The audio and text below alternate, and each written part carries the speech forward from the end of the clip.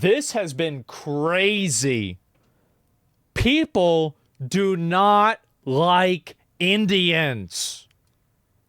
Oh, this has been some crazy fucking drama. Well, we don't. I don't know. My opinion is that I think that you can be critical of the H-1B visa program and say, oh, well, these are problems that it could create.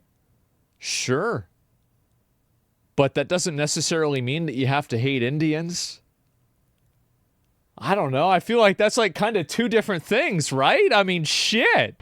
Tonight, as President-elect Donald Trump is preparing for a widespread immigration crackdown when he takes office 25 days from now, we're seeing a crack between some of his top advisors and his MAGA base. Elon Musk and Vivek Ramaswamy are both facing major blowback from their own supporters for not only backing, but encouraging offering more visas to highly skilled foreign workers. Over the Christmas holiday, Musk posted this online saying, think of this like a pro sports team. If you want your team to win the championship, you need to recruit top talent wherever they may be. He later added, I'm referring to bringing in, via legal immigration, the top 0.1% of engineering talent as being essential for America to keep winning. He's talking about H-1B visas, which allow employers to hire highly skilled foreign workers. Musk, who himself is from South Africa, said that he once had this kind of visa, and he's arguing that Silicon Valley is facing a shortage of excellent engineering talent, as he put it. But the annual cap on those kinds of visas right now is at $65,000, with another $20,000 for those who get a master's or a doctorate in the U.S. Musk is being backed up by his partner in Trump's government efficiency initiative, Vivek Ramaswamy. He says it's a cultural issue that there aren't more competitive engineers in the U.S. Here's what he said. He got a lot of people mad about saying this. Online, a culture that celebrates the prom queen over the math Olympiad champ or the jock over the valedictorian will not produce the best engineers. I'm going to be honest. I think Vivek is right. I do. I think he's right. And I think that there's two conversations that are happening. So the first conversation is that, is it good to import in talent of people that are extremely skilled so they can make make the country better? I think the answer to that is yes. Nobody seemed to, I don't know. I'm sure actually people probably did have a problem with it. But we did this after World War II, right? I mean, the Operation Paperclip, this is something that we did ourselves. And so, for sure, citizens and government only. Yeah. I think that really the other issue that a lot of people have, and this is my understanding of it, so, take this with a grain of salt, is that what it seems like people are frustrated about is that the H-1B visas are not a equal program. And by the nature of that agreement, it gives the companies a better incentive to hire people based off of that versus hiring a person who was natively born here. And I think that also there's accusations of nepotism, but racial nepotism and things like that. It's the fucking lottery. Yeah, it's cheaper labor, right? And so I think bringing people into the U.S. because you can pay them less money and they can do effectively the same job, I do think that that's problematic and that should not happen. So I've always disliked the idea that the solution is to import in cheaper, second or third world labor. I find that to be very problematic. And Lamal Cry, well, no, I think that it's a very bad decision to have. And the reason why also is that it puts the person who is in that visa program at a disadvantageous position as well. And so and this is also true with illegal immigrant workers also, is that those people do not have the same degrees of recourse that an American citizen would have. If you get shortchanged and you're working as a illegal, construction worker or something like that, you can't just go to the government and have them resolve this problem because you don't have those same rights and privileges. And that ultimately is beneficial. It's a weird thing, right? Because it's actually the people that are being taken advantage of the most are in fact those immigrants, because they can't have the public gets cheaper stuff, the company gets cheaper products, and then these immigrants get absolutely fucked. And the other group of people that gets fucked over are the people that would be competing for those jobs.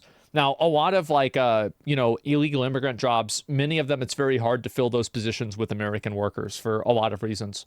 But with a lot of these engineering jobs, I don't really know what to believe because it's very hard. Like everybody is always talking about like personal anecdotes.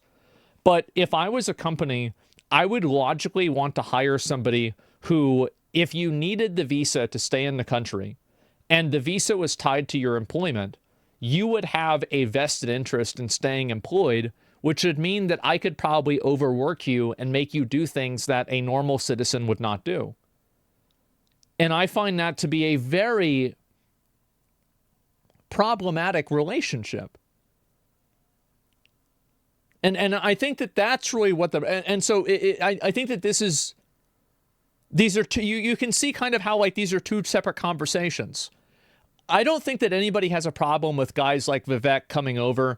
Obviously, anytime that a person is critical of a culture that they're perceived to not be a part of, like, for example, I was critical of certain cultures, or Vivek is being critical of American culture since he's like Indian, people view it as like they get defensive about it.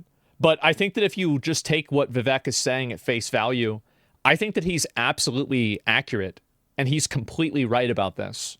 Is that I think that we do have a culture that values aesthetics and optics more than effects and actual value. I think it's a huge, huge problem. Yeah, it's already happening. Yeah, Vivek was born in Cincinnati. No, I understand he's an American just the same as anybody else is. I'm not debating that. But of course he was, right? He would have had to have been born here to have run for president. But what I am saying is that he's he's perceived as an Indian, right? He's not white. So people are going to be defensive. That's the reason why. And I'm saying that, like, and this is what happens, like, basically, there's like an unspoken cultural rule where it's a lot more socially acceptable to criticize a culture that you're part of rather than a culture that you're not part of. That's just how it is. A culture that venerates Corey from Boy Meets World, or Zach and Slater over Screech and Saved by the Bell, or Stefan over Steve Urkel and Family Matters will not produce the best engineers.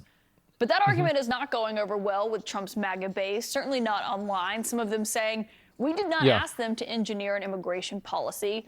Tech wants indentured servants, not high-skilled workers. I think that she's right. This is a huge problem. But this is just, it's not about being Indian or not. That's not even the point. You don't even know what MAGA immigration policy is. Now, Trump himself, who I should note restricted H-1B visas in his first term, has said on the campaign trail this time around that he did want to make it easier for educated foreigners to work in the U.S. What I want to do and what I will do is you graduate from a college, I think you should get automatically as part of your diploma a green card to be able to stay in this country. And that includes junior colleges too. Anybody graduates from a college, you go in there for 2 years or 4 years. If you graduate or you get a doctorate degree from college... I don't agree with this, but I can see where he's coming from, sure. But no, I don't agree with this. You should be able to stay in this country. My political sources tonight are former New York City Mayor Bill de Blasio, CNN political commentator and Republican strategist Shermichael Singleton, and also CNN economics and political commentator Catherine Rampell. And Catherine, you have covered this issue for a long time. Can you just lay out what we're looking at here in this divide between what Elon Musk says he thinks would be the best for the United States and why we are seeing something that we have not seen, frankly, almost at all lately, which is a lot of people in the MAGA universe outright disagreeing with him, arguing with him, and breaking with him online. Well, also, there's another component to this. A lot of people are comparing the criticism of this to people that are part of like the Trump supporters, that they're effectively like looking for DEI. And I think that comparison is actually accurate. But I think the difference is that people feel like a country should look after its own people first before it looks after other people instead. And I do think that it's problematic if like you're part of a country and they're doing more to, benefit people that aren't you. more than other people. Your argument's flawed. Well, you should explain why it's flawed rather than just telling me that I'm wrong. Right? That's it. And so what is this comment? I'll read it really quickly. People yelling you should help people hear first are delusional. Well, why? Why are they delusional about that? Why is that problematic? I did. You can't force education on people who don't want an education. So you're against bringing educated foreigners that are actually delusional. Well, no, my point is that I think that there are a lot of people that are looking for engineering jobs here. And I think that if you follow, so this is the way that I would logically evaluate it. And I could be wrong about this, but this is the way that I would see it logically, is that it would be better to hire an employee that would be cheaper and also would have extra incentive to stay at the company. And from my understanding of these H-1B visas, it achieves both of those effects. So a company acting in its own best interest would create an outcome that would benefit these people over native workers. Now, I could be wrong about that, but I feel like that's what would make sense, right? I agree with you, but we can't help everyone is my point.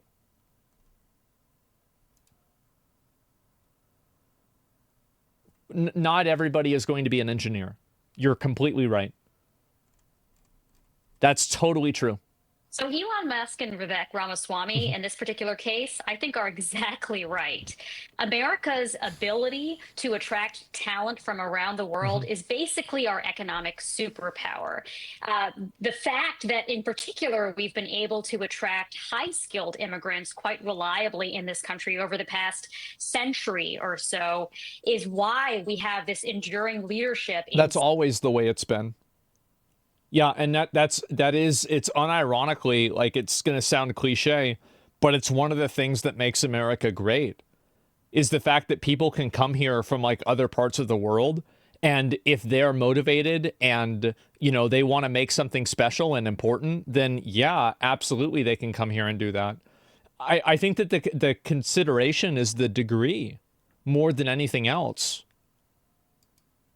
Science, tech, and business. So just as an example, of all Fortune 500 companies, about half of them were founded by immigrants or the children of immigrants. Sure. And of the Nobel laureates, American Nobel laureates who have received prizes for the hard sciences this century, about 40% of them are immigrants who came to this. I also think that American, like, Western culture is in a lot of ways corrosive.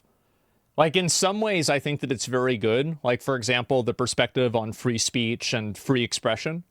But I think that the way that American culture prioritizes and views aesthetics and optics above effect and hard work, I think that it's extremely unhealthy. And I do think that cultures that reward, beauty over an intelligence, basically, these are cultures that will not be as intelligent. I think this is just true.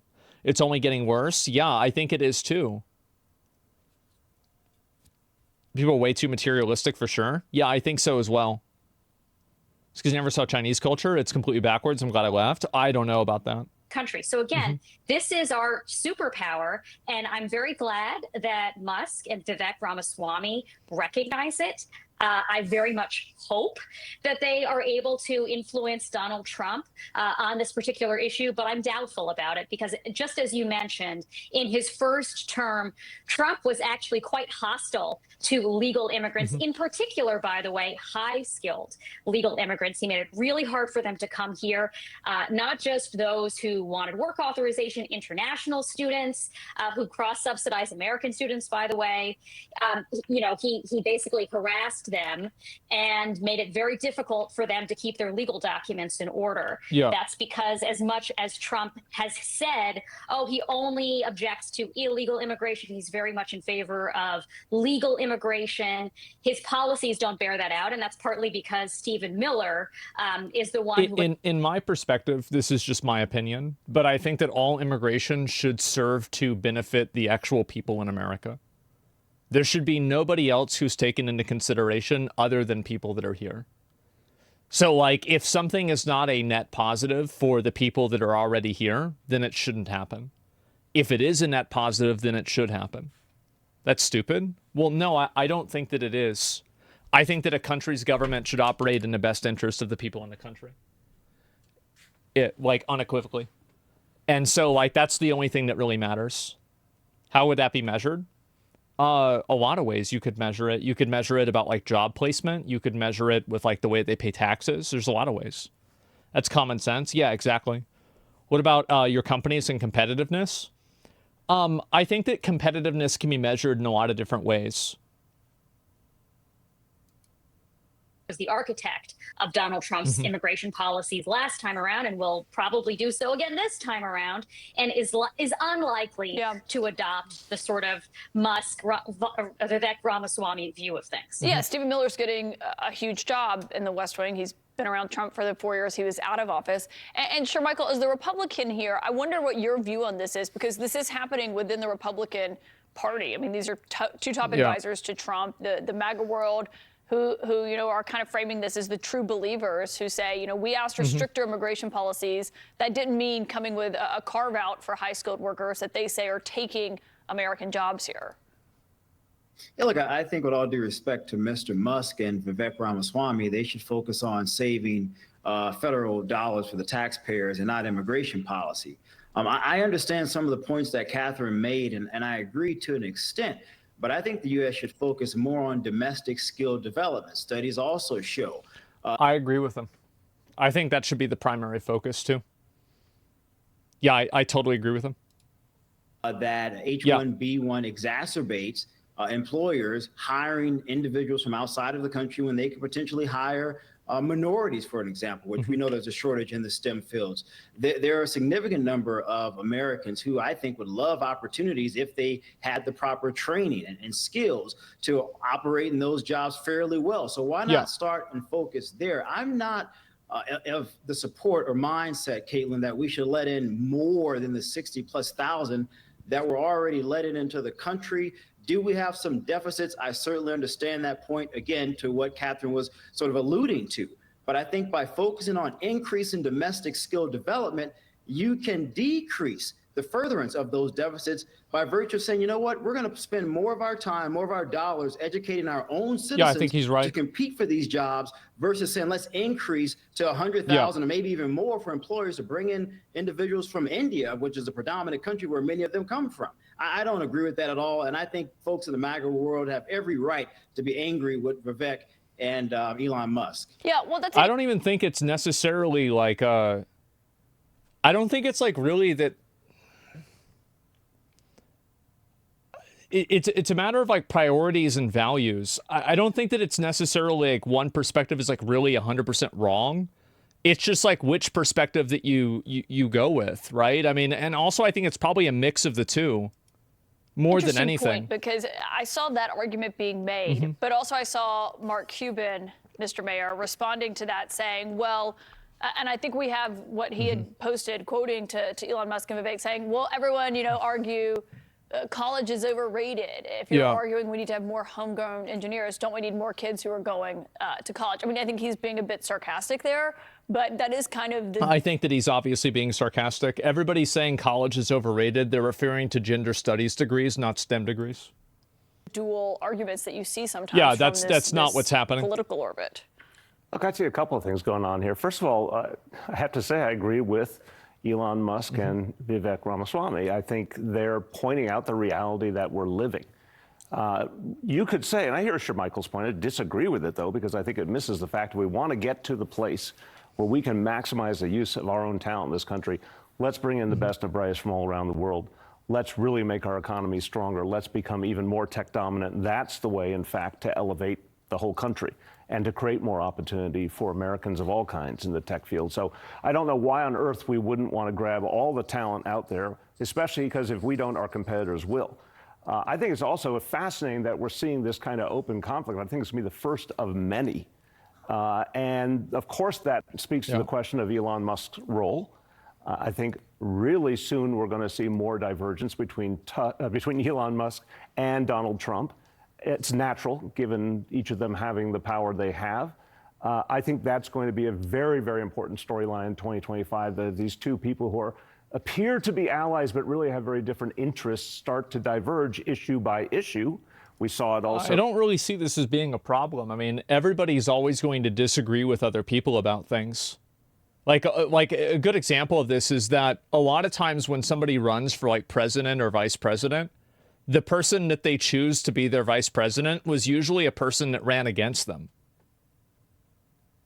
So, yeah, that doesn't really seem like it's a bad thing. The media trying to create friction. Yeah, I think that there's been a lot of playing up of the friction. Yeah, Elon wasn't elected, though. Yeah, well, the media wasn't either. That doesn't stop them from trying to put their agenda into things, too. During the recent budget fight, I think we're going to see it on issues like artificial intelligence and climate, where Musk has been in a different place than Trump. That's going to have ramification for how successful Trump can be in general. And then finally, I mean, look, for the MAGA world to be turning on their own this quickly. This is also an interesting question. They almost look like Democrats here. It's like, so I say this lovingly as a Democrat, like we have an ability to eat our own very quickly sometimes. Well, this is fascinating. Here are these heroes just a few minutes ago, and they say one thing that a lot of the MAGA world disagrees with, and suddenly they're being villainized. That's not good for that coalition. Yeah, I think that that's not good, period. And I think that he brings up a really good point about how this happens with both parties, and it's really bad. Yeah, I think that's a huge issue. That, like, you can be aligned on, like, 9 out of 10 things, but the one thing that you're not aligned on, somehow that's the reason why you go to war. And I think that's the issue, right? It's that people can't find common ground, and they constantly purity test each other until they can find a reason to go to war. Very, very annoying to see. That's interesting in terms of what the West Wing will look like, too. I mean, It Elon happens Musk on the is not internet, coming too. in, Catherine. Like, how many times is there somebody like J.K. Rowling, great example of this, right? You know, she said one thing that's, you know, like, oh, well, trans women don't have the same experience real women do. Okay, now she's a right-wing extremist. Like, come on. What are we doing here? Some of the radicalization that people have is just completely fucking overblown. Massively overblown. But in an official capacity, but he's wife? in the room. Okay. He's always at Mar-a-Lago. Trump jokes about how he's always often there. He has dinner with him regularly. That she's a radical feminist. It is not a radical. Calling somebody a radical feminist does not mean that they are a radical feminist. It is not a radical position to say that a person who transitions from being a male to a female is going to have a different lived experience than a person who was born a female. This is not a radical position to have. This is a position that 90% of logical people have. Actually, that's not true. Probably 99% of logical people have. You're just using vocabulary to make it seem like it's wrong. Between that and the tech moguls who have been parading down to Mar-a-Lago to also have dinner with him, I wonder what that looks like with this divide that is so clear between Stephen Miller and what he has been advocating for and what we know he did in the first term, and what this looks like with a new big advisor in Trump's ear like Elon Musk. Trump seems to listen to the last person he heard from. So if that is Elon Musk, it might be Elon Musk. If it's Stephen Miller, and as you point out, Stephen Miller will have a very powerful job in the next administration, it's probably going to be him. Frankly, I don't think Trump pays all that much attention to the nitty-gritty policies that are taking effect under his watch, which is probably why he doesn't even realize that last time around, he did a lot more to reduce legal immigration than illegal immigration because Stephen Miller was running the show. So I think that whatever Trump says he wants to do, the actual people who are executing the policy at the end of the day will be making the decisions. Who knows, right? It's almost impossible to say. But in my opinion, I think that having immigration from people that are like really highly skilled is a good thing. And it's an overall net positive for sure. And, but the issue I think that a lot of people have is that they think that the current system incentivizes cannibalizing existing American jobs. And I think that that's a legitimate concern to have. I think both of these things are true at the same time. And I think that if you're going to invest money into cultivating talent, I think that the best thing to do is to invest money into cultivating talent here, right? Because like at the end of the day, this is the way that I see it. is that you're taking that money away from people with the threat of violence through taxes. And I think that ethically, you have an obligation to use that money to benefit those people in the way that's most beneficial towards them. And so that's why I think that they should be, helped out for sure. So yeah, isn't that communism? Communism is not when people get taxes. No, that's not true. And not when hundreds of thousands will come every year. Well, that's what I'm saying, right? And so I think that most people would agree that bringing in some people that are very highly skilled is something that's beneficial and good. But I think that also most people would agree that bringing in so many people that they place people that are natively here out of jobs because of, basically pay discrepancies or other types of advantages is also a bad thing, right? Like I feel like there's an obvious nuance and an obvious middle ground here that people are kind of refusing to see. So yeah, I find this like the conversation to be kind of odd. What if we're using towards a UBI structure rather than keeping citizens in the workforce? Oh, I think that we will, but that's not going to happen for quite a while, I would assume. Probably longer than I would expect, because nowadays people are very much against that more than they were before. Sounds like a skill issue situation. Well, it is a skill issue situation in a lot of cases, but is it really a skill issue when a person is willing to work for like a lot less money than you are, and then they get hired instead of you? Is that really a skill issue? Because in a way it is, yeah, but it's also something that's unhealthy for the country. So I think that's really the conversation more than anything else. And people paying taxes, yeah, desperation issue, exactly. And so, yeah, less money, longer hours, etc. Because this mostly benefits one group the most, Indians. So a lot of people are going to see it and find it unfair. Yeah, I don't know why there's are there a lot of them Indians because just India is a really big country, and so like just by like the nature of the fact that there's a lot of people there, a lot of them are coming over are Indians. I really actually don't know. I don't know the answer for that. But Americans don't want to be engineers. Yeah, I think there are a lot of Americans that don't want to be engineers. Absolutely. But yeah, that's my viewpoint on it. Tonight, as President-elect Donald Trump is preparing for a widespread fucking immigration piece of crackdown. shit.